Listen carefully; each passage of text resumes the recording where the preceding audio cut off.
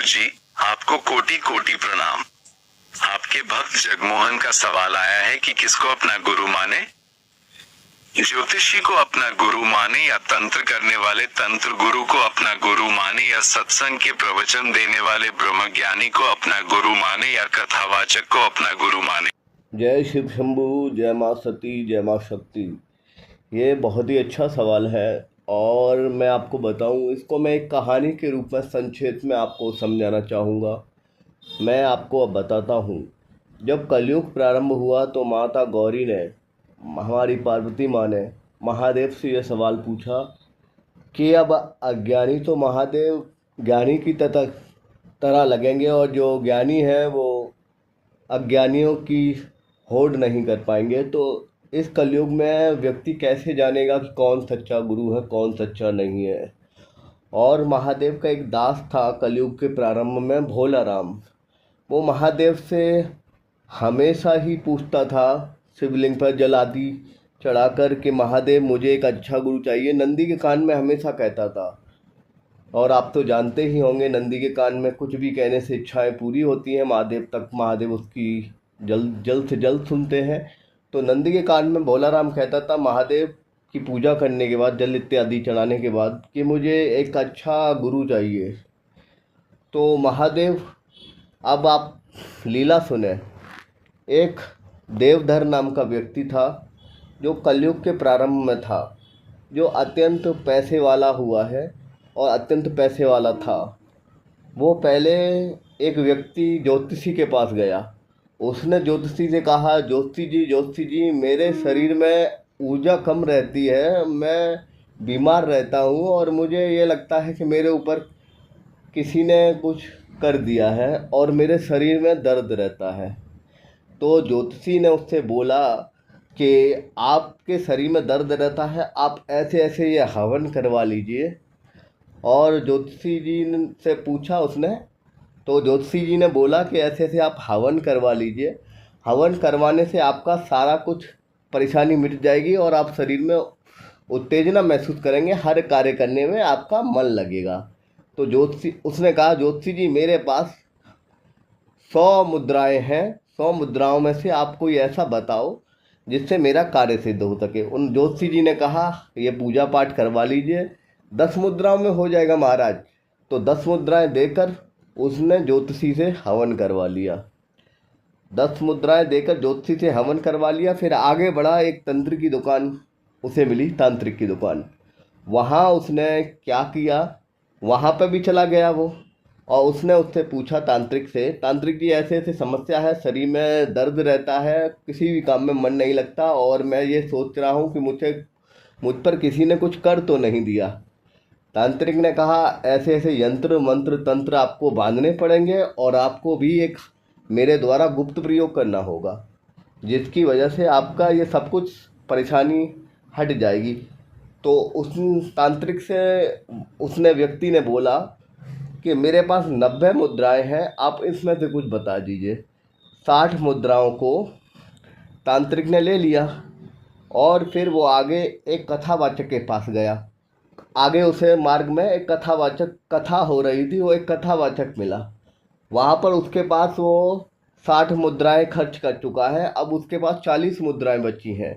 वहाँ पे गया, उसने कहा सोच कि ये अच्छा ज्ञानी लग रहा है, कथा वगैरह कर रहा है और ज्ञानी होगा, इससे भी पूछ लेता हूँ अपनी समस्या का हल। तो वहाँ पर भी उसने कहा कि ऐसे ऐसे आप यहाँ दान दीजिए, आप हम ऐसे ऐसे लोगों की सेवा करते हैं, इन लोगों की सेवा करते हैं, आप यहाँ दान दीजिए, यहाँ से आपकी परेशानी मिट जाएंगी। और कुछ कथावाचक ने उसको मंत्र दिए, कुछ प्रयोग दिए और 30 मुद्राएं डलवा ली। आगे चल के वो एक दिव्य संत, ब्रह्मज्ञानी संत के पास गया।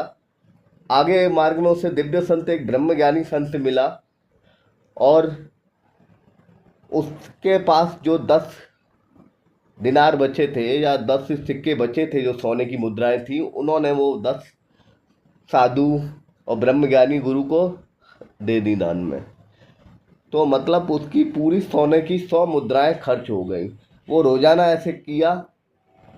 पहले वो ज्योतिषी के पास जाता, फिर तांत्रिक के पास जाता और फिर कथावाचक के पास जाता। अंत में गुरु जी के पास जाता, ब्रह्मज्ञानी सत्संगी गुरु के पास जाता।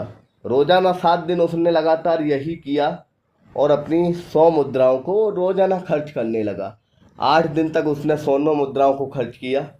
आपको बताऊं, तंत्र में तांत्रिक होता है, वो मरे गिरे का भी नहीं देखता, उसको आपसे लूटना है।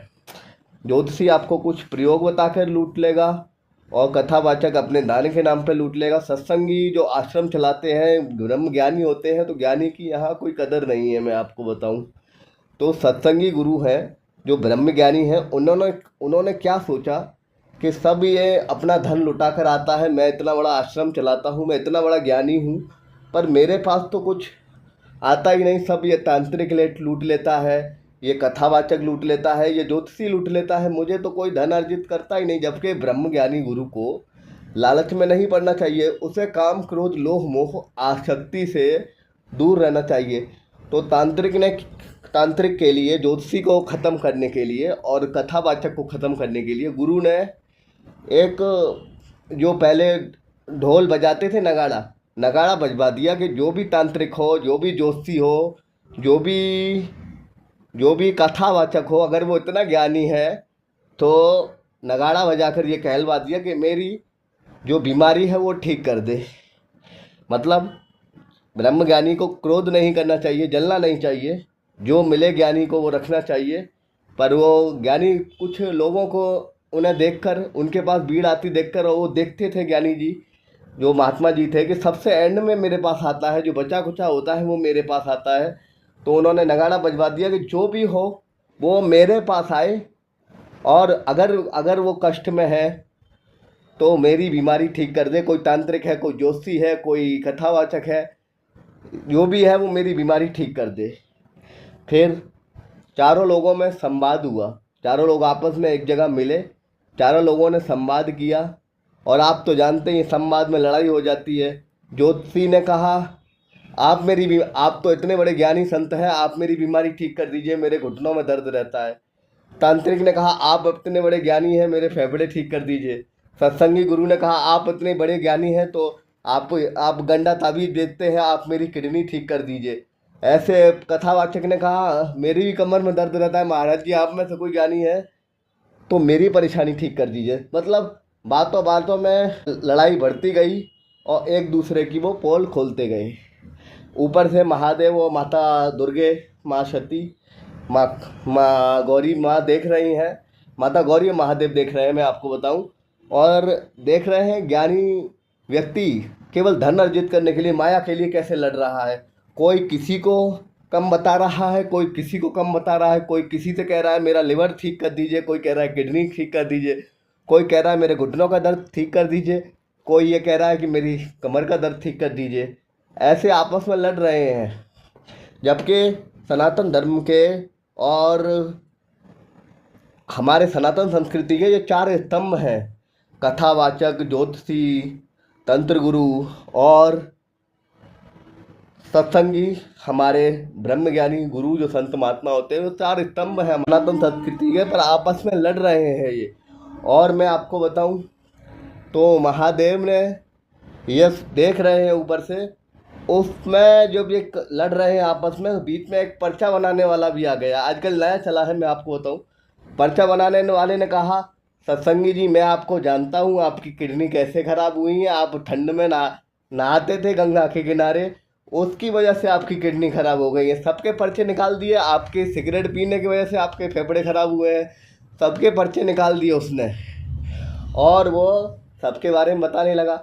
उसने कहा, भाई तुम मेरी पोल खोलोगे, मैं तुम्हारी पोल खोलूँगा। ऐसे आपस में वो लोग लड़ते रहे। तब तक फिर महादेव को ही इस धरती पे आना पड़ा, और महादेव ने फिर ये कहा कि आप सब आपस में लड़ेंगे।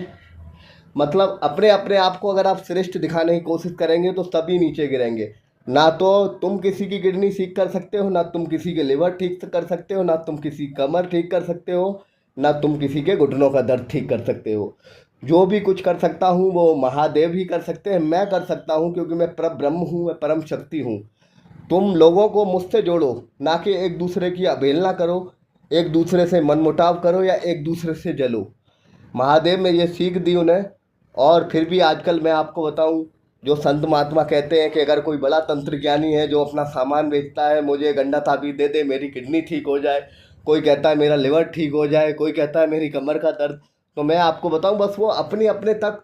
मैं बहुत छोटा इंसान हूँ, दुर्बल इंसान हूँ, इन लोगों के पास शक्तियाँ हैं और इन लोगों के पास पुलिस पावर है, पैसे की पावर है, धन दौलत की पावर है। ये आपस में एक दूसरे को जलाने की और एक दूसरे को भटकाने की और अपनी तरफ पब्लिक को खींचने की और अपनी सत्ता बढ़ाने की होड़ है। असली गुरु वो है जो भगवान तक, मार्ग तक पहुंचाए और आपको एक सद्ज्ञान दे दे कि इनकी सेवा कीजिए, आपका उद्धार हो जाएगा, आपके जीवन में सुख शांति आएगी, आपके जीवन में हर कलेश, हर विपत्ति मिट जाएगी। यदि ऐसा कोई संत महात्मा करता है वही श्रेष्ठ है। कोई किसी का कुछ ठीक नहीं कर सकता, कोई किसी को बिगाड़ नहीं सकता। मैं ये कहना चाहूँगा, अगर कोई बड़े बड़े महात्मा जी हैं, मुझे बस एक अपनी गाड़ी दे दें, अपने 2 सेवादार दे दें, पैसा मैं अपना खुद का खर्च कर लूँगा। आप बस मेरी इतनी सेवा कर दें कि मुझे एक अपनी गाड़ी दे दें, सेकंड हैंड ही दे दें, अपना इलाज कराने के लिए 2 सेवादार दे दें बस अपने। आपके पास तो बहुत बड़े बड़े भक्त हैं, बहुत बड़े बड़े आपके पास बॉडीगार्ड हैं, मुझे बस 2 दे दें। ऐसा कोई नहीं कुछ करता। मैं तो भगवान की शक्ति भी नहीं मांग रहा, मैं तो ये भी नहीं कह रहा हूँ कि मेरे फेफड़े ठीक कर दें आप। तो ये इसमें से कोई कुछ नहीं कर सकता, ना कोई तांत्रिक कुछ कर सकता, ना कोई ज्ञानी कुछ कर सकता, ना कोई ज्योतिषी कुछ कर सकता, ना कोई कथावाचक कुछ कर सकता। कर सकती है तो भगवान की श्रेष्ठ शक्ति, महादेव की श्रेष्ठ शक्ति ही आपको सदगुरु सद्ज्ञान दे सकती है। बस आप किसी को भी गुरु माने, मुख्य बात यह है कि वहाँ से आपके जीवन में उन्नति होनी चाहिए, आपके जीवन में तरक्की होनी चाहिए। और जो महात्मा लोग हैं, जो तांत्रिक लोग हैं, तांत्रिक कभी किसी का कटाक्ष नहीं करते, ज्योतिषी कथावाचक किसी का कटाक्ष नहीं करते। पर मैं कुछ दिनों से देख रहा हूँ कुछ संत महात्मा अपनी तरफ भीड़ को आकर्षित करने के लिए हर किसी का कटाक्ष करते हैं। जो भी कुछ बेच रहा है, कोई अपना पेट पालने के लिए जो कर रहा है, वो उसकी मजबूरी भी हो सकती है। पर संत महात्मा आजकल नहीं समझ रहे हैं। आजकल अपनी अपनी भीड़ जुटाने की होड़ में मनुष्य नहीं समझ रहा है। मैं आपसे को बस यही कहना चाहूँगा, सच्चा ज्ञान दे वो गुरु है और आपको केवल अपने भले से मतलब है। जो आपका भला कर सके बस वही आपका गुरु है। अब मैं आपसे कहना चाहूँगा, मैं आपको बताऊँ, ज्ञानी गुरु वो जो किसी का कटाक्ष ना करे। देखिए, मैं आपसे ये कहना चाहूँगा, मैं मुख्य बात यह है कि व्यक्ति का भला हो। अगर आपका कथावाचक के पास जाने के बाद भला होता है तो आप कथावाचक के पास जाइए, वहाँ से ज्ञान लीजिए, वहाँ उन्हें गुरु मानिए। आपको तांत्रिक के साथ जुड़कर आपका भला होता है किसी गंडा ताबीज़ से। देखिए, जिस जहाँ आस्था आपकी लग गई है, अगर आपका किसी गंडा ताबीज़ पहनने वाले के साथ भला हो रहा है तो भला कीजिए। पर हालांकि तांत्रिक आजकल अनावश्यक लूट करते हैं, मैं आपको बताऊं। इस वजह से ये तंत्र से मैं भी दूर हट चुका हूं। मैं आप सभी श्रोताओं को बताना चाहूँगा, आप सभी श्रेष्ठ जन को बताना चाहूँगा जो मेरे बड़े हैं। और मैं आप सबसे बस यही कहना चाहूँगा, तांत्रिक से भला होता है, वहाँ से भला लीजिए। मेन बात यह है, मुख्य बात यह है कि आपका वहाँ से आपको अच्छा प्राप्त होना चाहिए, आपका जीवन सुधरना चाहिए, आपके घर में खुशी आनी चाहिए, आपके जीवन में समृद्धि आनी चाहिए। चाहे वो ज्ञानी गुरु से आए और या ज्ञानी संत महात्मा से आए, या तांत्रिक से आए, या ज्योतिषी से आए। ज्योतिष से भी आपका अगर कोई गुरु है, ज्योतिषी से आपकी किसी से आप किसी को गुरु मानते हैं, वहाँ से आपका जीवन में अच्छा हो रहा है। मुख्य बात यह है कि आपके जीवन में भला होना चाहिए। आपका जिससे भी भला हो आप उसे गुरु मानिए। मैं सिर्फ आपका दास हूँ और महादेव का दास हूँ।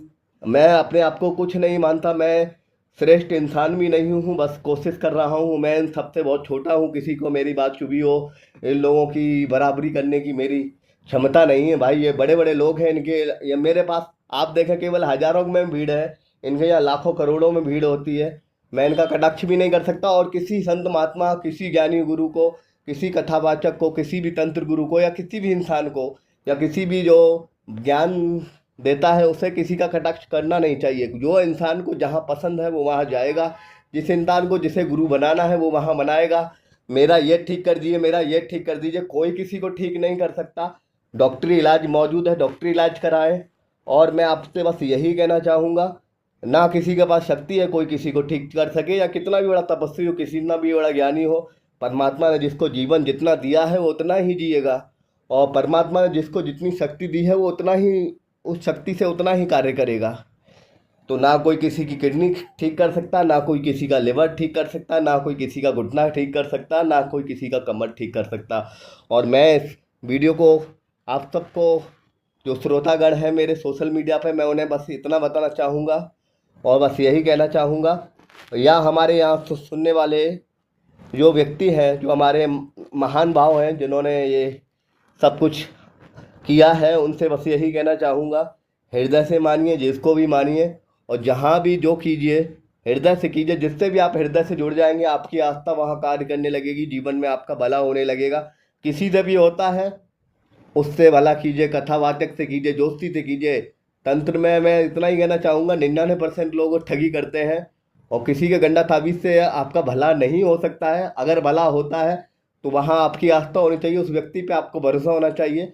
और महात्मा जी सही कहते हैं, पर महात्मा जी को भी काम क्रोध लोभ मोह आसक्ति से दूर रहना चाहिए और जलन भाव नहीं रखना चाहिए, क्योंकि एक संत का काम ही यह होता है, उसकी इंद्रियां उसके बस में होनी चाहिए। काम क्रोध लोभ मोह आसक्ति और अपने प्रचार का नहीं, जो ज्ञानी है उसका प्रचार स्वयं ही हो जाता है।